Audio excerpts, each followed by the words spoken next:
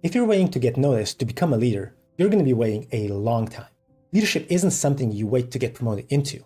You become a leader when you choose to do so. In this video, I'll share with you exactly how to do that in 5 clear, actionable steps. And step number 1 is the hardest one, where the majority already fail. In step number 1, we need to assess our current situation. Leadership starts with self-awareness. So what we need to do here is that we need to know first our strengths and our weaknesses. And here we need to be brutally honest to ourselves. What we definitely don't want to do here is throw mud into our eyes and just be blind, because that's not going to serve us really well. So the reason why we need to find our strengths and weaknesses is that we can mitigate our weaknesses and we can work on our strengths, because our strengths are the ones that are going to propel us to our leadership positions. We don't want to develop our weaknesses because they are our weaknesses for a reason. Take your time with step 1. That's not going to just happen within an hour or two. It's probably going to take days, weeks, or even months to completely understand what your strengths and weaknesses are. Step number 2 is that you need to set clear and actionable goals. Just saying, I want to become a leader is not enough. If you're looking to become a leader in a professional environment, in your job, and you want to be recognized as a leader, set yourself some specific goals. So I want to lead a project this quarter, this year, or I just want to lead one task. Think about the work that you're doing at the moment. What can you improve? What process can you improve? How can you do something faster? And then just tell your boss, hey, this is what I've seen. I want to improve this. And if your boss is anything like normal, he's going to say, I am all for it, because it's also going to help him or her. When you have team meetings, step up and speak, give ideas. Or if somebody else needs help, volunteer for that. Even though it may be your not area of expertise, just be there to help that person. That person is going to be happy that you've helped them. You're going to be the go-to person for others to ask for help. The next thing that you can also do, you can just go to your manager and say, hey, how can I help you? I really want to improve myself. I really want to learn how to be a manager, how to be a leader. Can you please help me? And if they're an okay manager and an okay leader, they're going to be more than happy to entertain you. This is how you then set yourself clear and actionable goals. Because what the clear and actionable goals actually mean is that for yourself, it's going to give you clarity, motivation, and direction. And for your team and your boss, they're slowly going to start thinking of you as, hey, this person is a leader, and I can go to them with my issues, my challenges, or whatever else they're facing, whether they're going to be personal or professional. That really won't matter. Step number 2 is followed directly by step number 3, which is you learn by doing.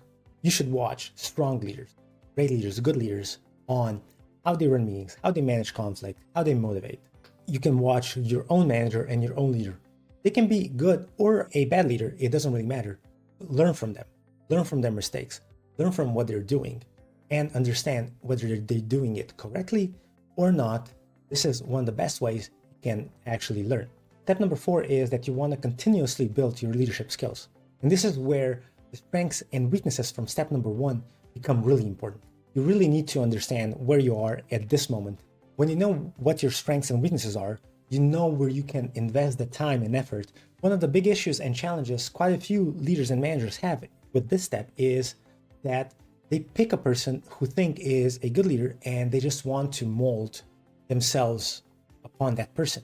That means that they also want to encompass what that person's strengths are. But you may not be built for that. The issue with that is, and specifically if you don't understand your strengths or weaknesses, is whether you can even become a leader like that. The best example I can give you here is the difference between introverts and extroverts. Both can be really great leaders, but both skills and strengths are completely different. Whereas extroverts are great at motivating people, networking with people, and just talking to people, introverts were really great at thinking, listening, and hearing people. So if I wanted to mold myself towards a leader that's extroverted, I would be failing miserably because I wouldn't be building my core leadership strengths, my core leadership skills that complement what my strengths are. If you don't know what leadership skill you should be working at, just start with emotional intelligence. This is where we all need to work on, and that's one of the biggest differentiators between good and great leaders versus poor and really, really bad leaders. So step number 5 is that you have to have a growth mindset. A growth mindset is about believing people can develop their abilities. You know that you can learn anything you want. You know you're a constantly evolving work in progress. The more I challenge myself, the smarter I become. I'm only going to fail when I stop trying. And specifically, that job position looks challenging. Let me apply for it. So that may be your next managerial, your team lead position that you've always been afraid to apply to, but you just do it. The worst thing they can say is no. So how can you achieve a growth mindset? So there are 4 things you can do. Is focus on the journey, not just the end goal. So if I complete that project, that's great. But how did you complete it? What were the challenges that you actually went through? Then the next thing is take on challenges. You don't think you're capable of doing something? Okay, it's a challenge. Let's try it. When you're talking, incorporate yet into your vocabulary.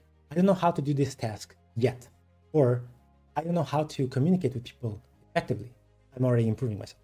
And then the last thing is that you need to pay attention to your words and thoughts, because your words and thoughts that you think of have an outsized influence on what your mood is, how you think, and how you're actually going to progress yourself, and or whether you're going to be in a growth mindset or in a fixed mindset.